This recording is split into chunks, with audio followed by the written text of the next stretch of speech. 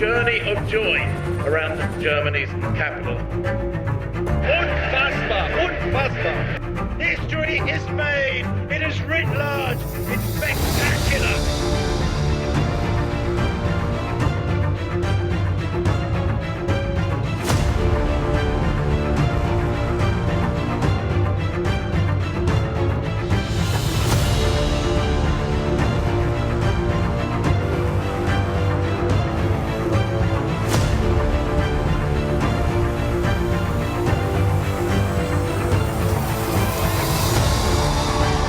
Es kann schon wieder eine neue historische Marke geben. She's going to better the world record, and look at the clock, and the world record is hers.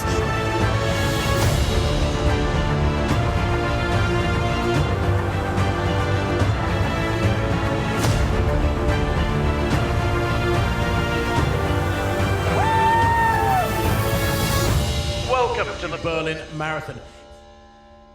Yes, and a warm welcome to the press conference of the 2025 BMW Marathon. Herzlich willkommen zur Pressekonferenz der Siegerinnen und Sieger, während der 2025er Berlin Marathon natürlich noch voll unterwegs ist und die meisten tatsächlich noch gar nicht im Ziel sind, denn der Start für die Elite-Läuferinnen und Läufer, er war natürlich früher und vor allen Dingen der erste Start, war für die Handbiker und dann für die Rennrollstuhlfahrenden. Und ich bin ganz stolz, dass wir das komplette Podium euch hier präsentieren können und gleich mit den Siegerinnen und Siegern in der Rennrollstuhl-Kategorie sprechen können.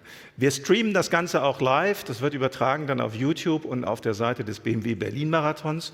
Und mein Name ist Urs Weber. Ich freue mich, dass ich hier durch die Pressekonferenzen begleiten kann. Und ich freue mich, dass wir jetzt das Podium hier füllen können. Und zwar mit den 3 Siegerinnen des BMW Berlin Marathons. Der Siegerin Manuela Schär aus der Schweiz. Dann haben wir Jade Hall aus England. Und ebenfalls aus England Eden Rainbow Cooper. Please join me.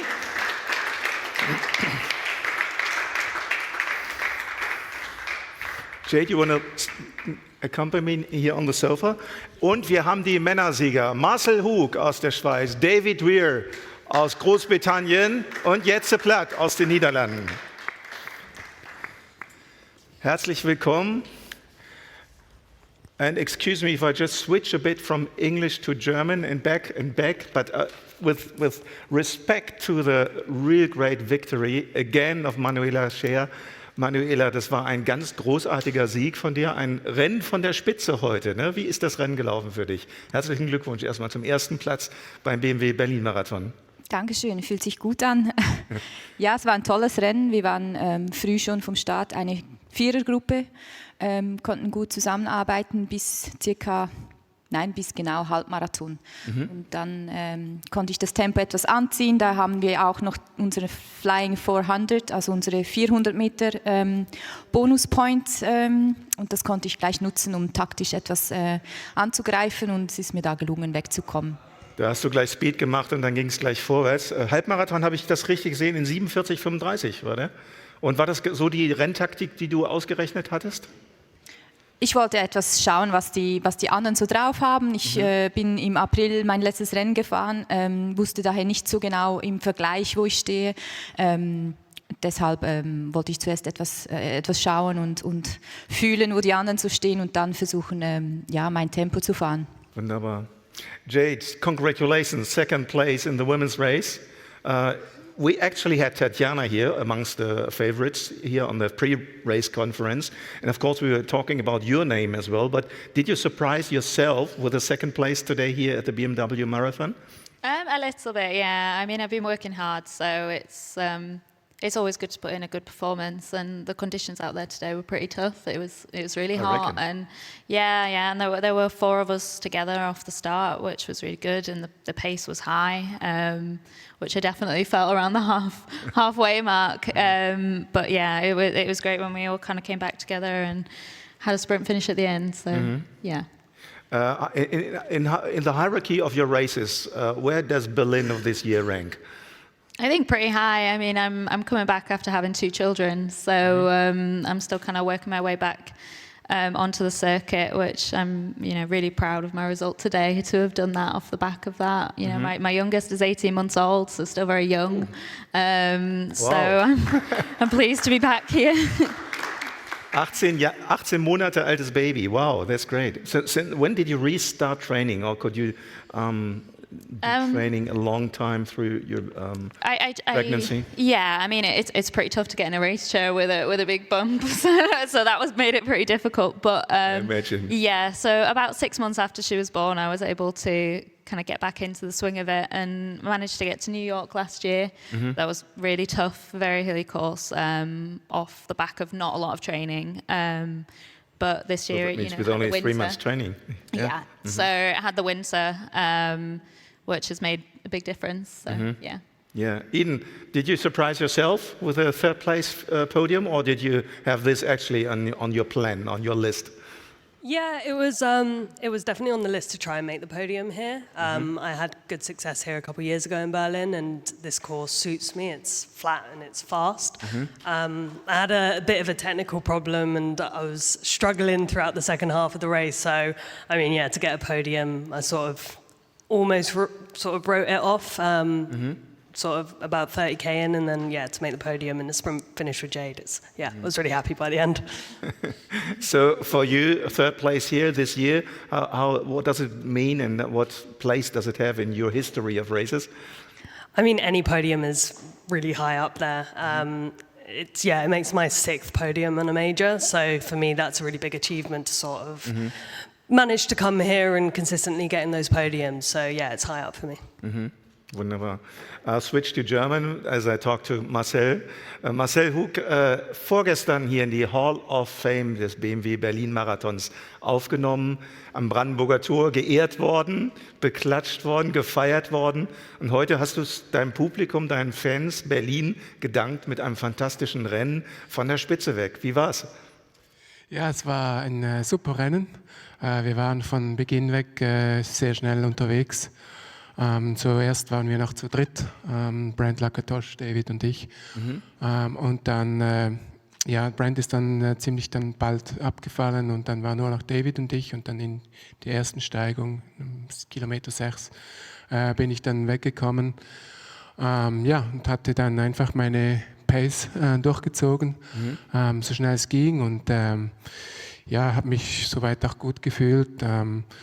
Als ich dann auch gespürt habe und auch gesehen habe, dass ich auf gutem Kurs bin, oder sogar auf Kursrekord in der Hälfte etwa, hat es mich dann noch ein bisschen zusätzlich motiviert, nochmal alles zu geben. Aber ich wusste, dass die zweite Hälfte wahrscheinlich ein bisschen schwieriger wird, die Pace zu halten. Hat sich dann auch so bewahrheitet. Aber ich bin sehr, sehr zufrieden mit der Leistung, mit der Zeit, dass ich so nah an den Streckenrekord rangekommen bin. 1:21,46 die Zeit? Ja, genau. Also ich habe schon versucht, irgendwie an meine persönliche Bestzeit ranzukommen, 1:23 gegen irgendwas. Weil die Bedingungen waren heute wirklich sehr gut für uns, und das wollte ich auch nutzen, und dass ich jetzt sogar an diesen Rekord herangekommen bin, das freut mich besonders. Herzlichen Glückwunsch. David, we're just discussing the conditions today, and of course Marcel at the lead, he did a really, really fast race, especially from like the first quarter of the race on. How was the race for you? How did you see it from your perspective? Yeah, it was tough conditions for me. It was a little bit hot for me, but it's pretty tough to keep up with Marcel in the first half. I think it was around 4 miles that he sort of pulled away. He's just a machine at the moment. It's hard to even keep up with him behind him. So, but I was pretty proud of what I did today. Keeping that gap between Jets and the rest of the crew behind me. I'm just happy to be on the podium. I'm 46 this year, and it's always a bonus to get on the podium and to come second to this guy at the moment. It's going to take someone special to beat him at the moment. That's very strong, David. Yeah. And what are your plans actually for this year? Are you doing more races? Yeah, more races, Chicago and New York. I performed quite well in New York last year. That sort of suits me. It's up and down and very technical. Berlin's pretty flat for me. I don't get much training routes where it's completely flat where I train, so I always struggle a little bit, but it's a good stepping stone into the next races for me, so Chicago and New York. Very good. And we were just talking, also David mentioned it, the weather was quite warm. How did you see it? Because we were seeing on the TV, and that was actually the reason why we have to postpone the press conference a little bit, because the women's races will not be here in a couple of minutes, because they're still cooling down in the finishing area. How was it for you today? Yes, was it also warm or? Yeah, it was really warm. I drink much more than normal, so I can see it in that. And I think it were quite fast for us for the racing chair. It's even maybe a little bit better than for the runners. We start also a little bit earlier, but it was tough. I drink a lot in the last 10K. I don't have drink anymore, so I was happy to close to the finish line and drink a lot of water. Yeah. Your tank was literally empty. Yes, it was. But first time of my life I win a sprint, so I was quite happy here. Oh wow! Okay, yeah. And what's your season gonna be like? Are there more starts planned in this year's? Totally focus on the racing chair this season from this season on, and Chicago and New York as well. So give it a good try. You three guys aren't going to meet again. Manuela, die Frage an dich auch: Wie wird deine Rennplanung aussehen? Wirst du sie begleiten, auch zu den großen Rennen im Herbst? Ja, genau. Chicago ist auf meinem Menü noch und New York und dann noch in Japan Mitte November. Das ist ein reiner Rennrollstuhlmarathon und ein sehr schneller Kurs, schön flach, gute Straßen, ziemlich gerade, also nicht so technisch und da freue ich mich sehr drauf. Ja. Japanische Konkurrenz ist dann auch stärker dort vielleicht noch als hier am Start? Wir werden sicher japanische Konkurrenz da haben, ja genau. Und da gibt es 1, 2 Namen, die auch bei uns Frauen sehr stark dabei sind. Die werden den Heimvorteil sicher nutzen wollen. Aber tu mein Bestes. Hast auf jeden Fall eine hervorragende Leistung hier abgeliefert mit deinem 7. Sieg hier beim BMW Berlin Marathon. Genauso übrigens wie Marcel auch mit dem 7. Sieg hier und die Aufnahme, die Hall of Fame, hat er sich jetzt schon einen Namen hier eingebrannt in die Historie des Marathons. Gibt es an der Stelle Fragen an die Athletinnen und Athleten hier auf dem Podium? Dann bitte ich einfach um Handzeichen. Ansonsten sehe ich auch schon die nächsten Siegerinnen. Oh ja, und mit steifen Beinen kommen die hier rein. Da können wir dann mit einer kurzen Unterbrechung gleich weitermachen. Thanks a lot for coming and party a lot today. Have a safe trip back to your families and hope to see you soon again next year's latest here in Berlin. Thank you for coming. And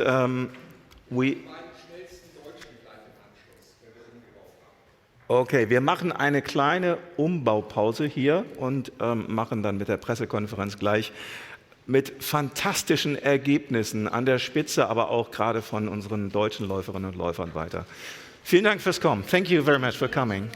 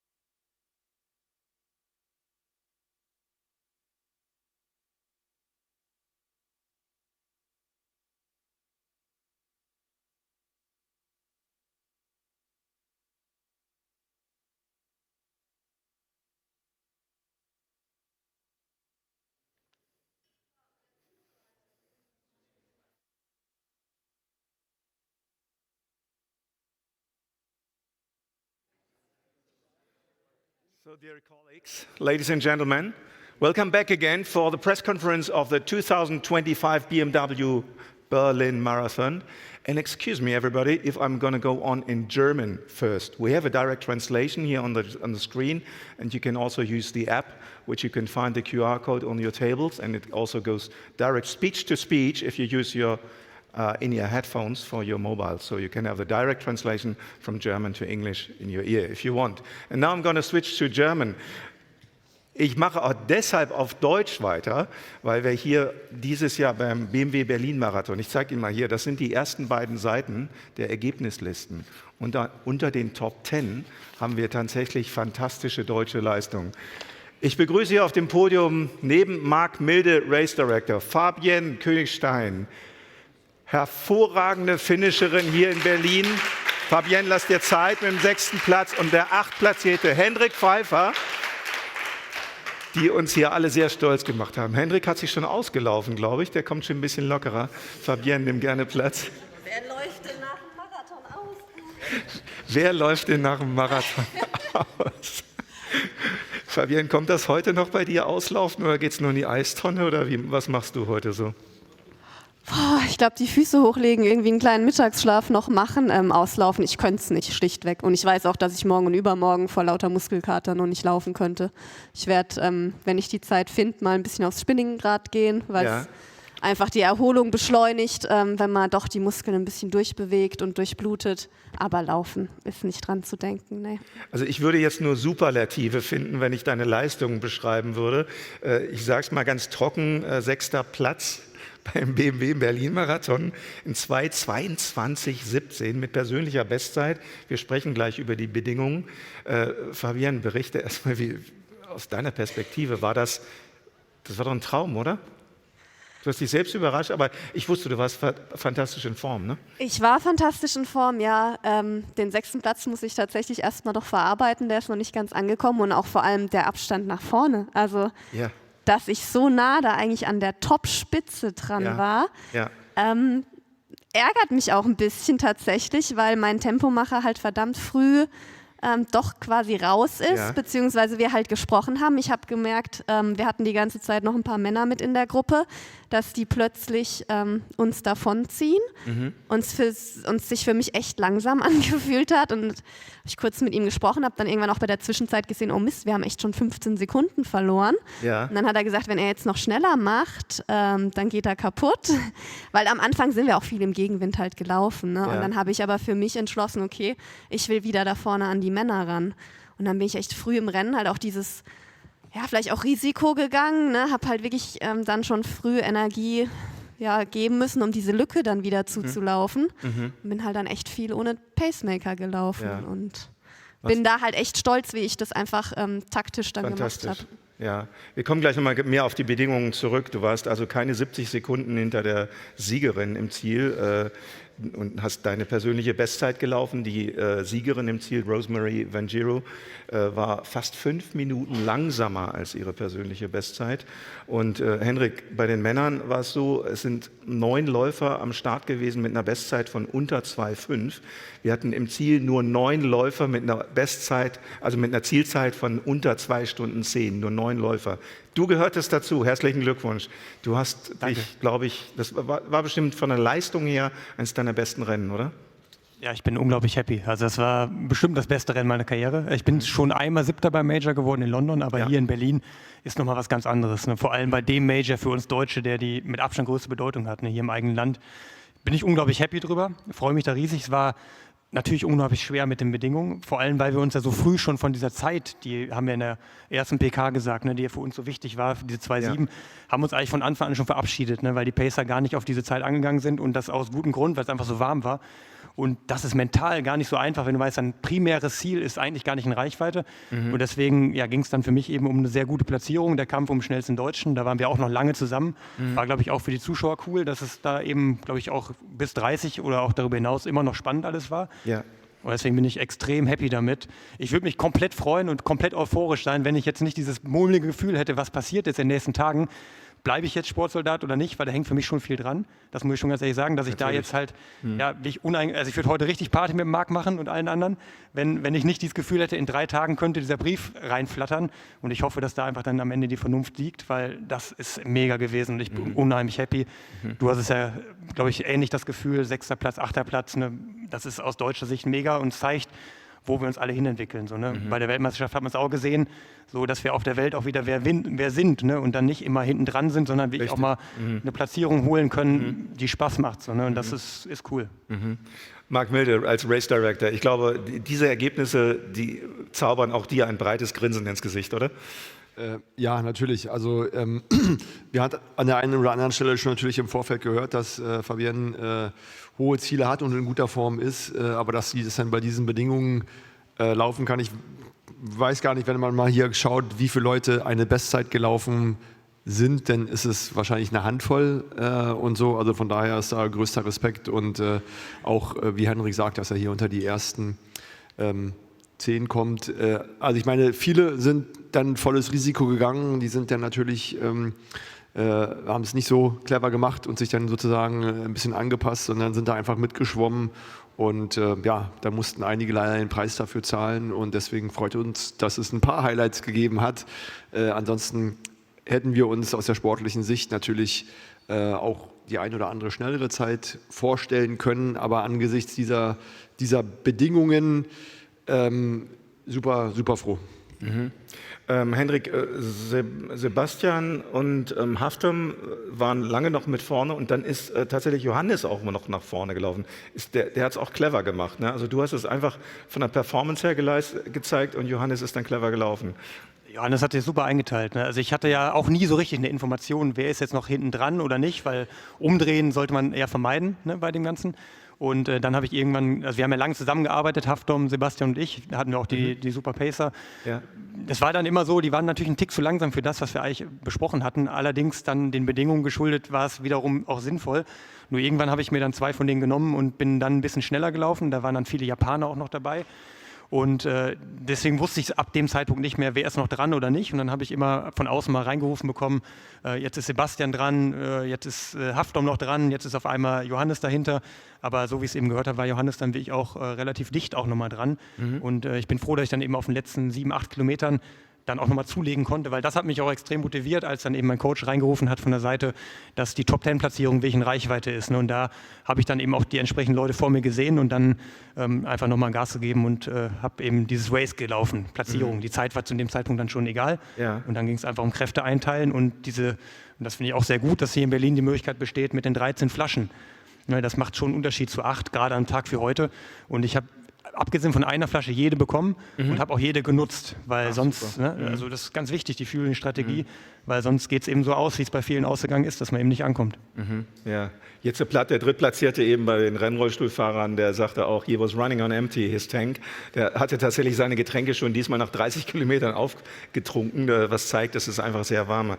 Und Fabienne, dich muss man natürlich loben für die Bestzeit, natürlich, persönliche Bestzeit unter den Bedingungen, aber auch tatsächlich für die Cleverness, letztendlich dann, auch wenn es nicht ganz von dem Timing her geklappt hat, deines Rennens. Also wenn ich das richtig notiert habe, bist du den erste Hälfte, Halbmarathonzeit in 1:10:42 durchgegangen etwa. Und da lagst du noch auf Platz 13. Das heißt, es sind dann viele tatsächlich langsamer geworden und du hast die nachher aufgesogen, oder? Ja, das hat natürlich auch total motiviert, wenn man dann sieht, welche Athleten mit was für starken PBs man plötzlich einsammelt und hinter sich lässt. Ja. Ich glaube, wer mich kennt, weiß, dass ich in der Wärme echt gut performen kann. Ich habe wirklich jede Station genutzt, um auch meine Flasche dann, also ich hatte Gele außen dran und dann halt nur Wasser in der Flasche, um nach dem Trinken auch einfach den Rest der Flasche mir über den Kopf und in den Rücken und über den Bauch zu leeren. Und dann hilft auch der Wind ein bisschen, ne? Wenn man dann halt nass ist und dann der Wind kommt, dann kühlt es schon ganz gut ab. Aber natürlich hinten raus war es zäh und warm. Ist dir bewusst, dass du jetzt drittschnellste deutsche Marathonläuferin aller Zeiten bist? Ja, ehrlicherweise habe ich schon mal vorher den Blick gemacht in die ewige deutschen Besteliste. Wir sind ja auch ein strammes Tempo angegangen, aber man muss es natürlich auch erstmal ins Ziel bringen und Also ihr habt auf jeden Fall hochklassige Leistungen und da möchte ich auch mal Dominika Meier noch erwähnen, auf dem 8. Platz auch mit dem Personal Best in 2:23,16. Ne? Dominika ist auch wirklich stark gelaufen, ihr wart ja auch lange noch in Touch. Ne? Ja, also das war schon auch mit die Entscheidung bei Kilometer 15 dann zu sagen, okay, ich muss nach vorne gucken und Meni sitzt mir ja im Nacken. Die Zeit, die ich jetzt rausgelaufen habe, die ersten 10, will ich hier jetzt nicht verduddeln, dass sie dann wieder dran ist. Ja, Marc, müssen wir auch mal kommentieren. Ne? Also insgesamt die Leistungen der deutschen Läuferinnen und Läufer, also Dominika inklusive und übrigens drittschnellste ist Melina Wolf, drittschnellste Deutsche dann geworden in 2:30. Für Melina sicherlich auch ein Wahnsinnsergebnis, ne, Marc? Ja, also diese Entwicklung deutete sich ja schon an. Wir hatten ja, ich glaube, gar keine Frau, die Tokio gelaufen ist, oder korrigiert mich. Bei den Männern gab es den einen oder anderen, der auch ganz gut gelaufen ist. Aber nichtsdestotrotz hatten wir ja schöne Felder hier versammeln können und sind echt froh, dass die so gut durchgekommen sind und wir jetzt von einem Marathon-Frühling für Deutschland sprechen können. Ja, auch wenn wir natürlich ein paar Namen hier hatten, auch in Feldern von den Deutschen auch, wo wir dachten, Mensch, da könnte was rauskommen, aber es war wahrscheinlich dann, ich spreche nochmal an, Hafton, Sebastian, es war wahrscheinlich zu warm, ne? Für viele einfach, das war der Grund, oder? Habt ihr schon gesprochen? Ja, ich hab eigentlich mit allen schon sprechen können. Es gibt jetzt für andere sicherlich noch mal ein paar Chancen dieses Jahr, aber ja, wir haben einfach was probiert auch, ne? Also es war jetzt schon Eingangstempo auf 2:37 oder 2:47, ne? Also deswegen, wir können es nicht vorwerfen lassen, nicht was riskiert zu haben und das haben die anderen auch gemacht. Ich bin das natürlich happy, dass ich durchgekommen bin. Vielleicht auch, weil ich wirklich jede Flasche bekommen habe. Ich weiß nicht, ob es bei den anderen auch so war, aber das war ja auch gut so und das war ja auch ein Zeichen dafür, ne, dass man eben zwar irgendwie in Konkurrenz miteinander steht, aber wir arbeiten zusammen. Wir haben uns nach dem Technical Meeting zusammengesetzt, die Pacemaker organisiert, dass wir eben nicht jeder seinen eigenen hat, sondern dass wir alle 4 Pacemaker bündeln und eine Gruppe bilden. Ne? Und das hat funktioniert. Pacemaker haben zu 4 eben gemacht vorne und das ist ja eben auch ein gutes Zeichen. So klar, am Ende kommt dann nicht immer jeder durch. Ich bin das natürlich happy, dass ich es war, der nicht ausgestiegen bin, aber es hätte auch mich erwischen können. So, ne? Also deswegen ist das ein Spirit, den wir brauchen, zusammenarbeiten und ich glaube, die Mentalität, die merkt man auch im deutschen Marathon, dass es eben vorangeht und dass da eben dann auch 3, 4 sind, die das Niveau haben, auch so ein Ding mitgehen zu können und wenn dann einer durchkommt, ne, dann kommt er halt in die Top 10. So, und das hatten wir, glaube ich, vor ein paar Jahren nicht unbedingt. Fabienne, Henrik hat es eben gesagt, das war eine seiner hochklassigsten Leistungen in seiner Karriere. Du hast eine Karriere weit über 10 Jahre, ich glaube, wann bist du den ersten Marathon? 2017? 2017. Noch im Vor-Carbon-Zeitalter.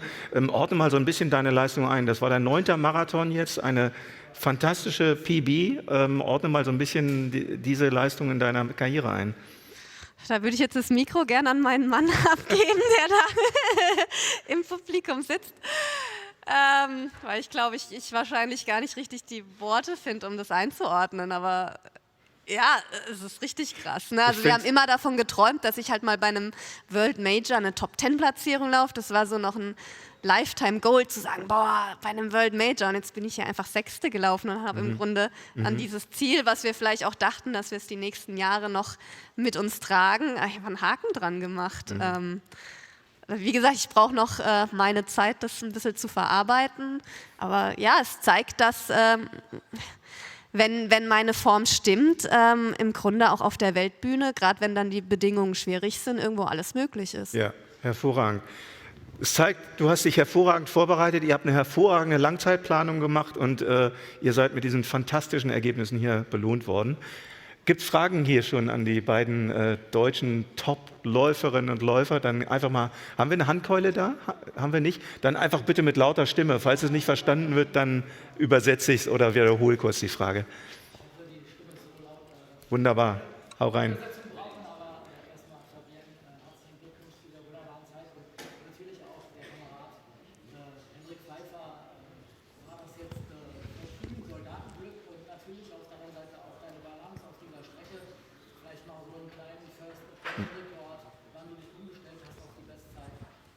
Und ja, das schwebt ja immer noch, du hattest es ja angedeutet, das Damoklesschwert des Ausscheidens aus der Sportfördergruppe der Bundeswehr.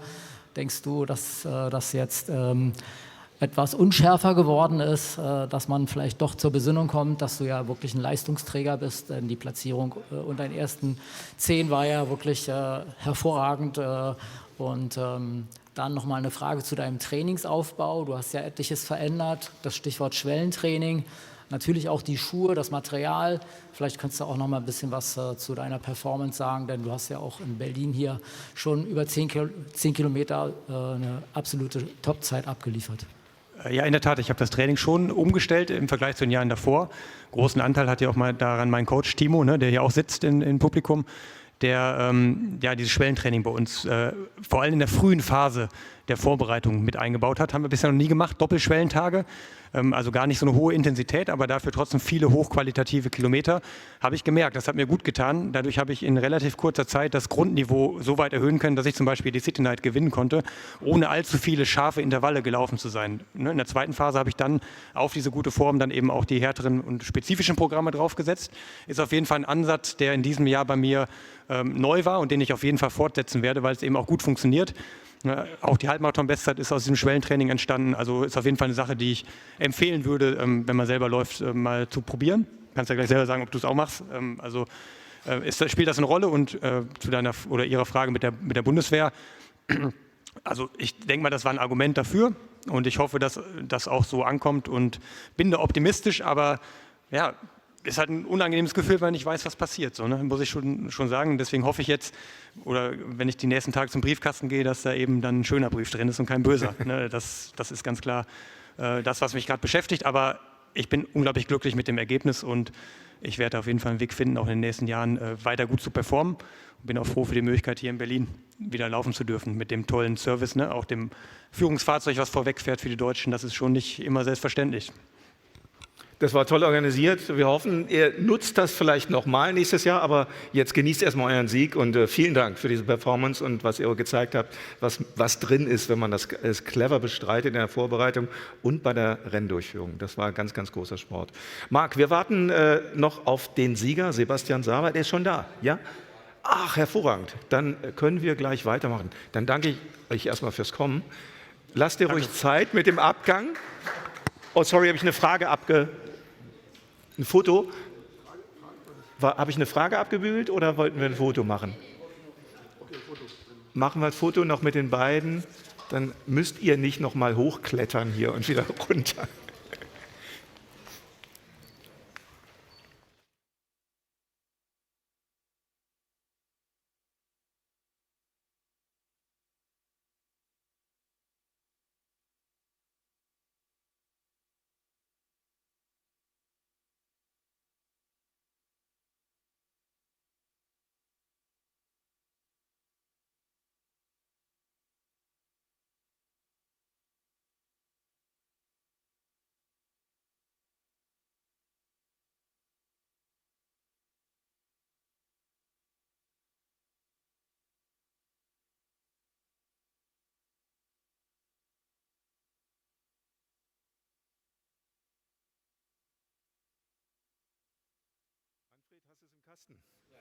Super.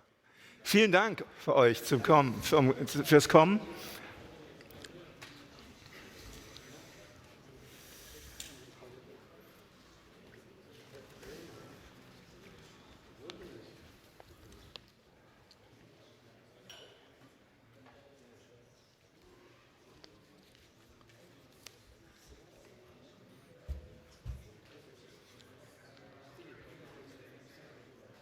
Bestens, danke. So, liebe Kolleginnen und Kollegen, kommt ihr noch? Ja. Dann machen wir gleich weiter, Marc, hier. Und zwar dürfen wir präsentieren die Sieger des Männerrenns beim 25. BMW Berlin Marathon. Und da haben wir hier Sebastian Saver, den Sieger mit einer fantastischen Zeit heute angesichts der Bedingungen, die hier herrschten. Sebastian, join us on stage.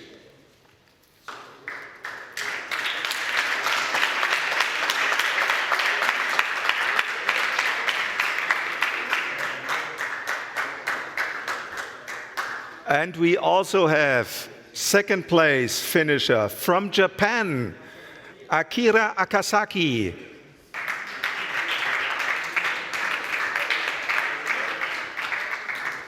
Akira, welcome on stage. And we have the third place finisher from Ethiopia, Chimdesa Debele, and he's accompanied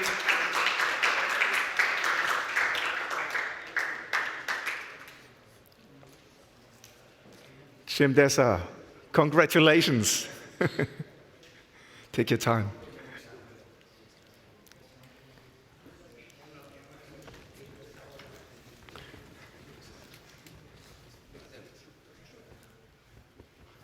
Ja. Join us. Ja, vielen Dank für die Übersetzung. Sebastian, what a hard race. Congratulations. Thank you. How was it? The race was so good, but finally it was hot. But I managed to run my best, and what comes today, for me, I'm happy. Yeah. It was probably one of the most outstanding marathon finishes because of the warmth and the humidity of the weather. At home, where you train, the air is normally drier, right? Or do you have these? Have you ever had these conditions like here for racing? Yes. During maybe sometime dry season, it's hot, and we normally train. When I think that's why I managed to tackle the challenge for today. Mm-hmm. So I think it helps because sometimes I train in hot time back there in Kenya, and it assures me today that sometimes it's good to train even during the hot time so that the body will at least adapt to the heat. Mm-hmm. Yeah. But I think you are very special in that because we saw in the World Championships, the fastest Kenyan was only on place 16, but you won here in Berlin this time. So are you especially adapted to run in these conditions? Better than the others? Yeah. Obviously? Yeah, I'm adapted because the way it comes today, that shows me I'm well adapted. Mm-hmm. Yeah. You ran very fast in the beginning, and you were on course for course record time or even a sub-2 time. You finished half marathon in exact the time that you have planned, but then you became slower, right, in the second half? Yeah. How did the race go? Can you tell it from your eyes?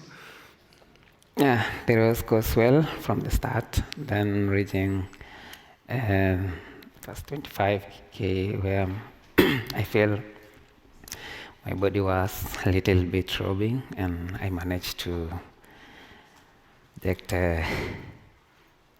hardness, and finally I ran what comes today, but I expected to run faster, but because of it, and then we need to accept it because of the weather.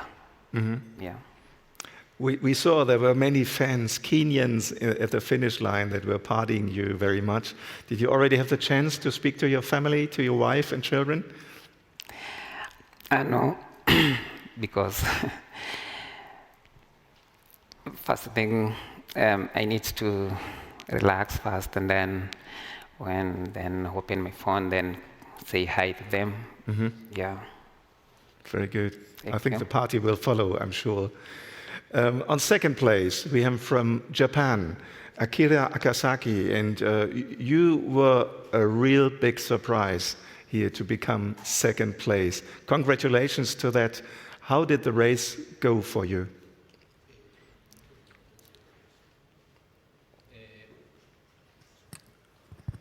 Yeah, it's working. Yeah. Just speak.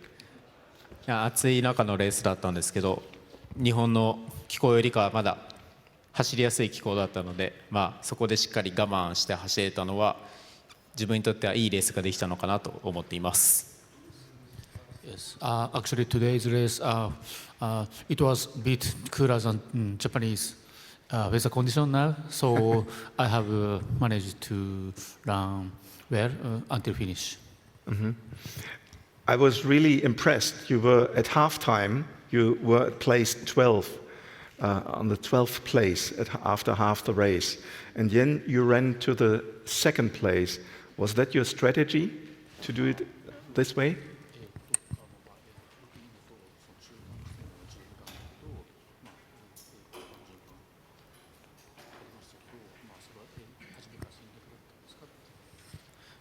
Yeah.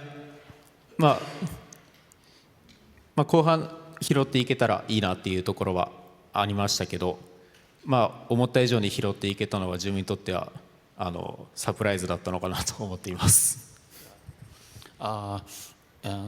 So today I was keeping my pace, so from the first to finish. So I have expected maybe in the second half I can catch some of the guys who is dropping off, but honestly it was a surprise to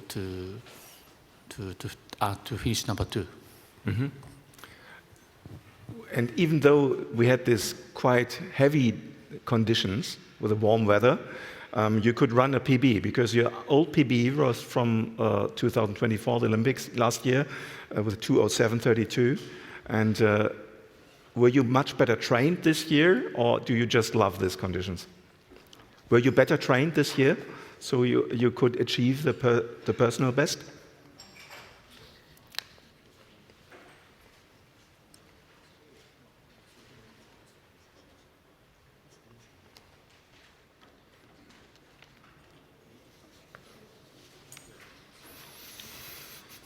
この中のコンディションで、最低限6分30切れたってところではいいレースができたと思いますし、もう少し気象条件が良ければ、5分切りだったり4分切りっていうのは狙えた状態にはいたのかなと思っています。At least today I'm very happy to run under 2:06:30, but based on my training, so I have expected maybe sub 2:06 or if possible sub 2:05 is so just in mind. Very good. And let's come to third place, Jim Dessa. Congratulations. And you're 22 years old, right? Is that right? 22?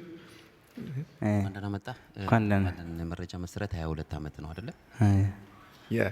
And you were on place 3 with a new personal best, and you beat Guy Adola, who already won the marathon here in Berlin before. So what does this mean to you to be on the podium here at the BMW Berlin Marathon? ራስን የግል ሰዓትን በጥሩ ሁኔታ በማሻሻል ጉያ አዱላን በልጠው ሶስተኛ ወጣሃል። ስለዚህ ምን ይሰማሃል ይሄን አይነት ውጤት በማምጣት? እኔ ደስ ይላል። ሶስተኛ ከወጣ እኔም በጣም ደስ ይላል። sehr glücklich, dass dritter geworden ist. And you had a first half which was faster. Did you pay tribute to the warm weather on the second half? የመጀመሪያው ግማሽ ማራቶንን ጥሩ ሰዓት ነበር የሮጥከው። ከዛ በኋላ ቀስ ብለህ ነበረ። በሙቀቱ ምክንያት ነው ወይ ቀስ ያልክው? የሙቀቱ 4 ኪሎ ሜትር ከቀራ በጣም ሙቀት አለ። ከዛ 2 ኪሎ ሜትር ከቀራ በጣም ሙቀት ይጨምራል። ከዛ አቻልኩ 1 ኪሎ ሜትር ከቀራ ማለት ነው። Schon nach dem 4. Kilometer hat er zu kämpfen mit der Hitze gehabt und mit der Wärme, und das wurde immer nur schlimmer. Entsprechend ist er auch langsam geworden. Sebastian, let me come back with one question to you, because one of our journalist colleagues, Jörg Wenig, was saying this is the warm weather world record that was held by you today. Would you agree? Yeah. What would you think would have been possible speculation if the weather was 10 degrees colder? What would have been possible today? I was run below my personal best, which is 2:05. So I was run below that. I hope I had the capability to run fast. I think, Mark, we should have let him try again next year. What do you think? I think so. I think so, but maybe we have to accept that he is just a 2:02 guy. I mean, 3 races, 3 times 2:02. So I don't know. Maybe we look for someone else. Sorry, that was my bad sarcasm. I mean, I put off my hat for what he did today. It was unbelievable. He pulled it off. They wanted to go out 60-15. I think they went out 60-16. Yes. So, no, it was unbelievable how he did it with the determination and the preparation. And you could see the pacemakers going off one by one, and then it was just him. And then the wind picked up, it was getting hotter. We had routes where there is shade, where it was protected, but there was also a lot of sun, and the sun, I mean, I guess all of you guys have been out there, is really, really hot.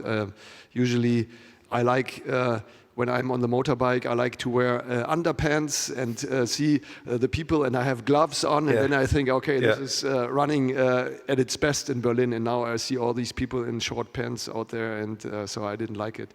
And I mean, for all the guys, it's just incredible how they coped with these conditions. Yeah, let me stress again, we had 9 runners with a personal best of a sub 2:05. And today we had just 9 runners with a sub 2:10 in the finish line.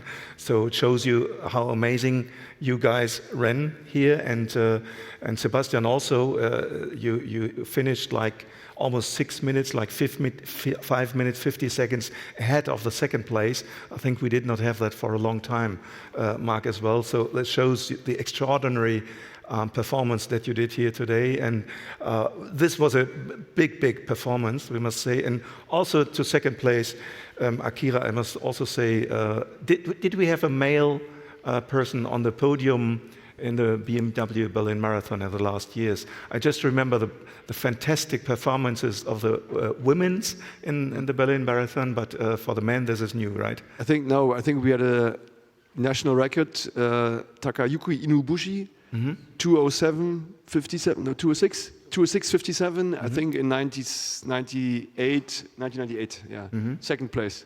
So he was a little bit faster, but it was better conditions back then, right? Other conditions, yeah. So really congrats, that was a performance that was great. Thank you. Other questions here to the elite runners or to the race organizer? Can we just start maybe here on the right side?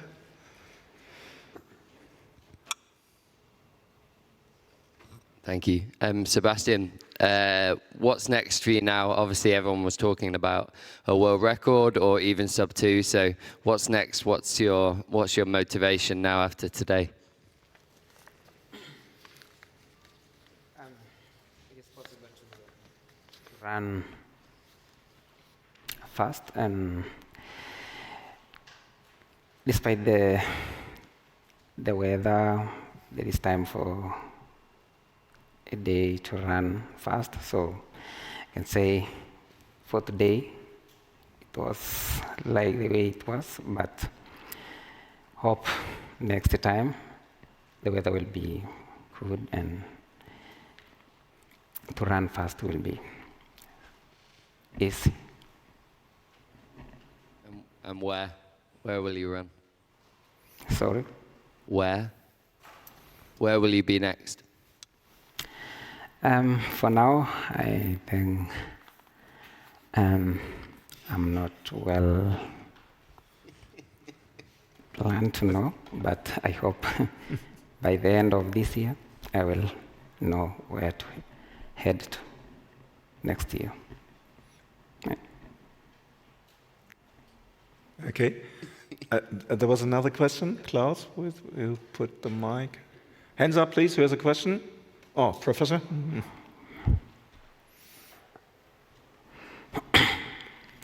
Sebastian, in Kenya, you probably watched the Berlin Marathon many times.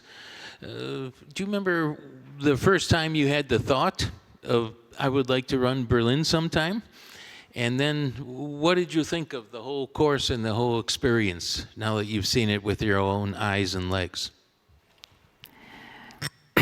The course for the Berlin is very good. It's so fast, and I like it so much. Yeah. And can you remember the first time that you watched the race? Like, when Elliot was running here, or when some of the others, Macau, Kimetto, or the Kipsang, Bekele. I remember a little bit because I think I can say those days I was not close so much to watching, but I remember I watched a little bit and I saw it was a fantastic course, and I had hopes one day I will come to run here, and my time come, and I think I had a privilege to run today. For Berlin Half, you came here, and I think you were wearing gloves and a hat, right? It was cold. Yeah, yes. I remember it was cold. Yes. What do you like better, cold or hot weather? For me, it's favorable. I like both. No. All right, thank you so far. And Marc, kurze Bilanz ich habe eben gesagt, das Hauptfeld ist ja noch gar nicht im Ziel. So langsam nähern wir uns jetzt dem Median. Kurze Bilanz aus deiner Sicht als Race Director heute im heutigen Rennen. Wir können dazu natürlich noch nicht so viel sagen. Wir haben gesehen, dass auch beim Hereinkommen der Topathleten die Bedingungen natürlich sehr hart gewesen sind oder immer noch hart sind. Und wir sind gut aufgestellt von unserem Medical Team. Bisher habe ich jetzt noch nicht, außer den Sachen, die wir gesehen haben, gehört. Also Rosemary Vangiru ist ja dann auch medizinisch behandelt worden. Sie ist in einer stabilen Situation und es wird ein Statement von unserem Medical Team geben zur allgemeinen Situation zu einem späteren Zeitpunkt heute. Da haben wir einfach noch nicht genug Informationen. Wie ich schon sagte, wir denken, wir sind gut aufgestellt, aber bei diesen äußeren Bedingungen, da ist man natürlich, kann sehr viel passieren, und ich glaube, die haben alle Hände voll zu tun. Ja. Da bitten wir ums Verständnis, dass die Siegerinnen hier heute noch nicht zur Pressekonferenz da sind. Das ist halt so, dass beim Laufen unter diesen Bedingungen Rosemary Vangiru gewann in 2:21:05, hat aber wirklich eine sehr couragierte Leistung heute hier gezeigt, auch wenn sie, wie wir eben sagten, natürlich etwas hinter ihrer Bestzeit geblieben ist. Trotzdem, sie ließ nach ihrem zweiten Platz vor 2 Jahren hier in Berlin jetzt also den Sieg folgen. Die zweitplatzierte Deradida aus Äthiopien in 2:21:08. Wir haben spekuliert, wenn das Rennen noch 150 Meter weitergegangen wäre, dann wäre es nochmal spannend geworden am Zielstrich. So kam aber Deradida das 3. Mal in diesem Jahr auf einem 2. Platz ins Ziel, und sie kommt hier tatsächlich gerade rein zur Tür. Ich glaube, Deradida ist auch da. Deradida ist auch da? Ja, okay. Denn wir haben hier Asmera Gebra in 2:21:29 Drittplatzierte geworden beim Rennen, und sie holen wir natürlich dann gleich hier vorne aufs Podium. Dann danke ich erstmal hier, Gentlemen, thank you very much for coming here. Thank you very much for your great performances. And let's make a place for Deradida. Thank you for coming.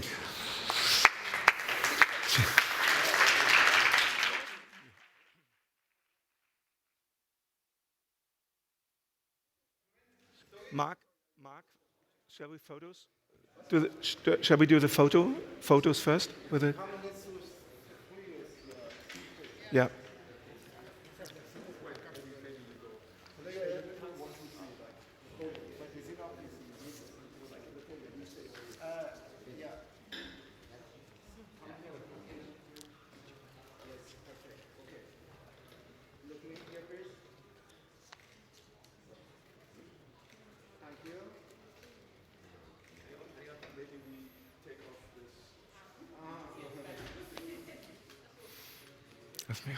Are you fine? Legs good? Great you're here.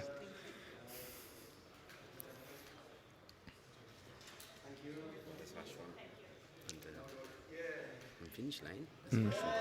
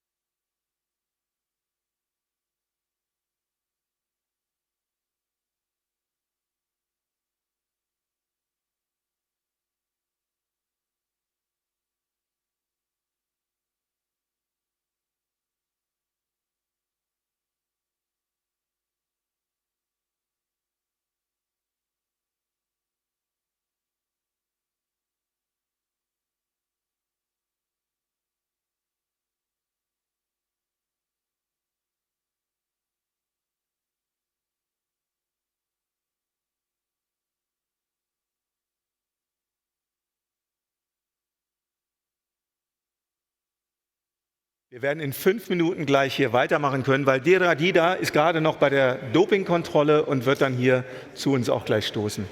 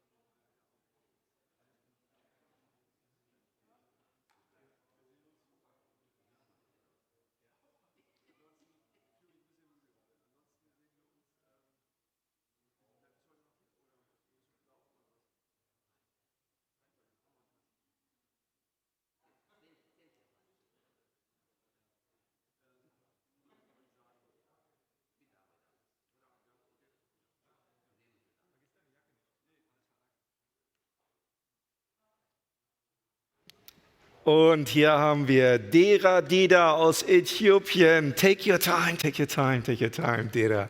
Congratulations, second place finisher, Dera Dida from Ethiopia, coming directly from drugs test and very tired. How was the race, Dera? Tell us how it went for you today. And congratulations for second place finishing. በጣም ደክሞሻል። እንዴት ነበር ሩጫው ዛሬ? እስቲ አስረጅን ባንቺ አመለካከት ሩጫው እንዴት ነበር? ሩጫ በጣም ይከብዳል። እኔ ከዚህ በፊቱም በርን ሩጬ ያውቃለሁ፣ ግን ዘንድሮ በጣም ይሞቃል። እንግዲህ ፈጣሪ ይመስገን፣ እግዚአብሔር ተመስገን፣ ሁለተኛ ወጥቻለሁ። ደስ ብሎኛል። Sie ist schon mal Berlin gelaufen und es war echt eine besondere Herausforderung wegen der Wärme. Sie ist aber extrem glücklich, dass sie weiter geworden ist und bedankt sich beim lieben Gott. Dera, that was a very close finish. You were just 3 seconds behind Rosemarie Vangiru and you were closing the gap. How many meters more would you have needed to become first here in the BMW Berlin Marathon? ገብቶሻል ወይስ ላስርጉ? አዎ በጣም ቀርበሻት ነበር። 3 ሰከንድ ብቻ ነበር የቀራችሁ እና በጣም ኃይለኛ ፉክክር ነበረ። ምን ያህል ሜትር እንደገና መሮጥ ቢኖርባችሁ ኖሮ አልፈሻት ሄጂ የምትችይ ይመስልሽ ነበር? ደርሼ ነበርኩ። እንግዲህ እሷ መጀመሪያ እኛን ትታ ስለሄደች እኔን ቶሎ አላየውም። እሷን ፊኒሽንግ ከደረሰች በኋላ ነው አየው። እንግዲህ ደርሼ ነበርኩ። ፈጣሪ ለኔ አላሰበም። እንግዲህ ተመስገን። ሁለታችንም ደስ ብሎኛል ሁለተኛ ማመጣቴ። Ja, sie hat mich ja überholt und ich war im Prinzip, also sie war vor mir, sagt sie, ich war hinterher und ich habe es aber nicht wirklich wahrgenommen, wie eng das war und es hätte nicht sein können heute. Also es ist halt so. Okay. Asmera, congratulations for third place today. It was not your personal best, it was not your fastest race, but it was probably your strongest race. You were also within 25 seconds behind the first place finisher. Was this your strongest performance that you ever did? እንኳን ደስ ያለሽ ሶስተኛ ለመውጣትሽ። እንግዲህ ፐርሰናል የራስሽ የግልሽ ቤስት ሰዓት ባይሆንም በ2 ከ22 ከ29 አንደኛ ከወጣችሁ ከረዘማሪ የ24 ሰከንድ ብቻ ነበር ልዩነት ያለሽ እና የግል ኃይለኛው ሰዓትሽ ባይሆንም በጣም ጠንካራው ሩጫዬ ነው፣ በጣም ያተደሰትኩበት ሩጫ ነው ብለሽ ታስቢያለሽ? እሺ አመሰግናለሁ። ፐርሰናል ቤስቴም ባይሆን በሜጀር ማራቶን ላይ ሶስተኛ በመውጣቴ በጣም ደስተኛ ነኝ። ናው ትንሽ የሙቀት ነበረ። በዚህ ሙቀት ላይ ደግሞ ሜጀር ማራቶን ላይ ሶስተኛ በመውጣቴ በጣም ደስተኛ ነኝ። Ja, auch wenn es nicht mein Personalbest war, auf einem Major-Marathon den 3. Platz zu machen, unter diesen Bedingungen, dass es dann so warm war, das macht mich glücklich und ich bin sehr zufrieden. Sehr schön. And Dera, one question to you again. This is, in this year, the third time that you're on the second place. You've raced in Dubai, in Paris, where you were second, and now in Berlin. So when is the next race where you're going to head for first place finish? በዚህ ዓመት እንግዲህ 3 ሩጫዎች ሮጠሻል። ሶስቱንም ዱባይም ፓሪስም አሁን ደግሞ ለሶስተኛ ጊዜ ሁለተኛ ወጥተሻል። የሚቀጥለው ሩጫሽ አንደኛ ለመውጣት የተዘጋጀሽበት የትኛው ነው? እንግዲህ ይሄ ሁለተኛ ሶስቱን 2 ነው። እኔን ገርሞኛል። እንግዲህ ተመስገን ሁለተኛ መውጣትም እኔ ደስ ብሎኛል። እንግዲህ ከዚህ በኋላ ደግሞ በደንብ ተዘጋጅቼ አንደኛ መውጣት እፈልጋለሁ። ሜጀር ግን የተወሰነ እቅድ ግን የለሽም የት እንደምትሮጪ የሚቀጥለው? ገና ነው። የት እንደምትሮጪ ግን ገና አልወሰንሽም የሚቀጥለው? አልወሰንኩም። እንግዲህ የምሮጠው ቦታ Ja, okay. Also sie war selber überrascht, dass sie 3-mal den 2. Platz macht. Sie würde jetzt nochmal härter daran arbeiten an sich, dass sie nochmal den 1. Platz macht. Ich habe nochmal nachgefragt, ob es einen konkreten Plan gibt, wo der nächste Marathon ist. Das steht noch nicht fest. Okay. Das wird sie uns noch mitteilen. Dear colleagues, do you have any questions? Sean, what do I have left over as a question? Just speak up, we hear you.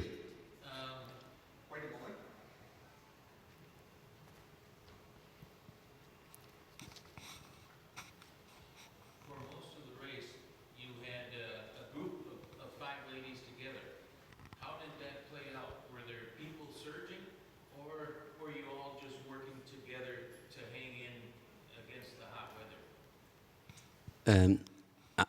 Who's supposed to answer your question? Okay. Okay. Okay. በሩጫው ላይ ብዙውን ጊዜ የሩጫውን ጊዜ 5 አንድ ላይ ሆናችሁ ነበር ስትሮጡ የነበረው። እንዴት ነው አብራችሁ ለመስራት ወስናችሁ ነው ወይስ እየተጠባበቃችሁ ነው? እንዴት ነበር በእናንተ በኩል አመለካከታችሁ? ያው ሩጫ ነው እንግዲህ ውድድር ነው። ውድድር ላይ ደግሞ ሁሉም ፉክክር ነው። በጣም ፉክክር ነበረ። እንግዲህ እኛ 5 ሆነን ስንሄድም በቃ ሁላችንም በያቅሙ ይወጣል ብዬ ነው አሰብኩ። እንግዲህ ሁሉም ስለሚሞቅ ሁሉም ወደ ኋላ ያለ ሄደ። እኔም በበኩሌ በጣም ከበደኝ። 25 ደርስ ከበደኝና ከዛ በኋላ በቃ የለቀቀኝ ውሃ ምናምን የጠጣው የለቀቀኝ የመጣው እንግዲህ ፈጣሪ የሰጠኝ ሁለተኛ ወጣው እኔ። She's saying everybody was running for himself. It was a very big challenge, and they were challenging each other, but there was no specific target in terms of working together. But at the end, towards the end, everybody has run his own pace, and she is really happy to have managed getting second place. Very nice. Yeah.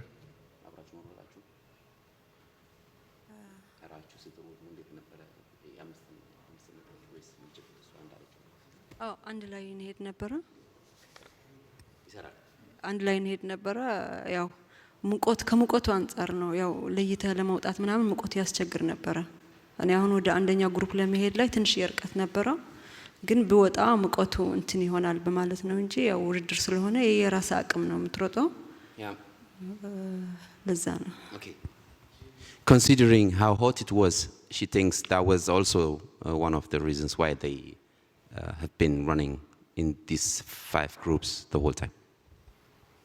I think it's with reason that we can say it's the warm weather world record today, and you should not underestimate the performances of these ladies, of all the winners of this year's marathon. Also Sebastian's time is amazing. As I said, we had 9 runners with a sub 2:05 performance, and we had only 9 runners here in the finish line with a sub 2:10 finish today, which shows what the conditions made. And in the women's race, we had 7 women with a PB of sub 2:20, and we know it. Rosemary won in a 2:21:05. So it was great racing, great tactical racing, and I really think great performances. Also, by the way, from the German perspective, because we had fantastic racing from Fabienne Königstein, who is now the 3rd fastest woman ever on the marathon distance, and we had a great race from Henrik Pfeiffer on the 8th place, which is the strongest placing in the Berlin Marathon since 1990 when Jörg Peter was running here. So really historically. And also we've seen, of course, many great achievements, like we saw Akira, Japanese runner, here on the podium, which has never happened before. So I think we can all be happy. I think all the spectators are really happy about the conditions, and all the finishers that come into the finish line will be happy later when they can party in this summertime conditions. I thank you all for coming and congratulate again these fantastic performances. Take it back home and party a lot. And I hope to see you again next year here for the BMW Berlin Marathon. And stay tuned. The starting lists will be opening soon in a couple of weeks, and the marathon will be booked out very early. This is for sure. I see one more question. Yeah, sure. We have that.